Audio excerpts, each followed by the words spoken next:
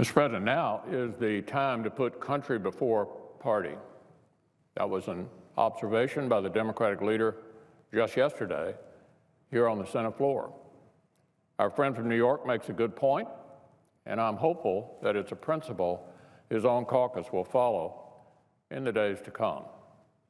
We're no longer in the midst of a contentious presidential election. We have a new president, and that president has now put forth an exceptional Supreme Court nominee and a number of well-qualified cabinet nominees. And yet, more than 2 weeks into his term, President Trump has the fewest cabinet secretaries confirmed at this point than any other president since George Washington. The president deserves to have his cabinet in place. The American people deserve that as well. I would remind our Democratic colleagues of the things they themselves have said when the shoe was on the other foot. Here's what their last vice presidential candidate, our colleague from Virginia, had to say.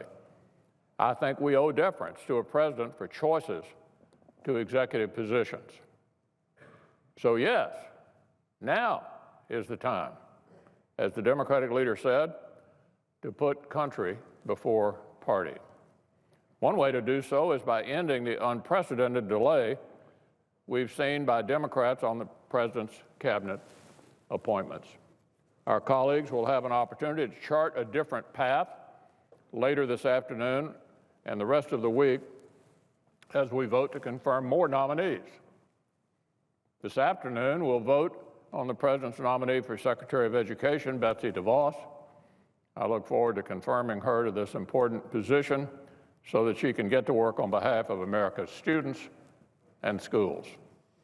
As I said yesterday, this well-qualified candidate has earned the support of several education groups and nearly 24 governors from across the nation.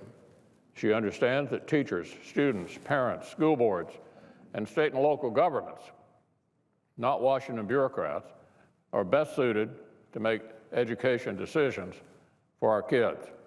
And I know she's committed to improving our education system so that every child has a brighter future. After we confirm Ms. DeVos, the Senate will turn to another well-qualified cabinet nominee, our own colleague, Senator Jeff Sessions of Alabama. We all know Senator Sessions, and we know him to be a man of his word.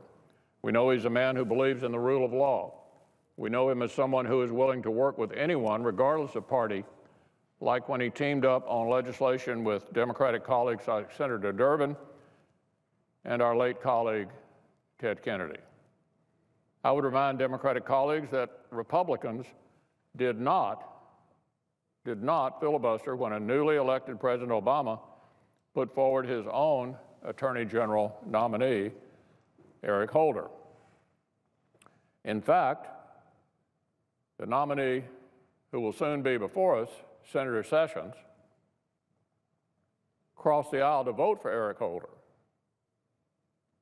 This, despite the fact that the Holder nomination in our party and the Republican conference here in the Senate was one steeped in considerable controversy.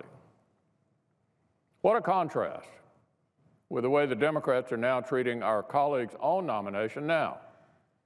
They're looking to waste even more time for its own sake today.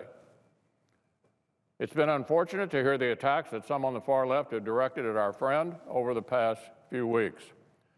But I'm pleased the American people have had the opportunity to learn the truth about Senator Sessions and to see for themselves how qualified he is to lead the Justice Department. We can expect that Senator Sessions in his new role will continue fighting to protect the rights and freedoms of all Americans as he also defends the safety and security of our nation. Tomorrow I'll have more to say about Senator Sessions and the impact he's had on each of us here in the Senate. But for now, I'd encourage colleagues to finally come together and show him and each of those remaining nominees the fair consideration that they deserve.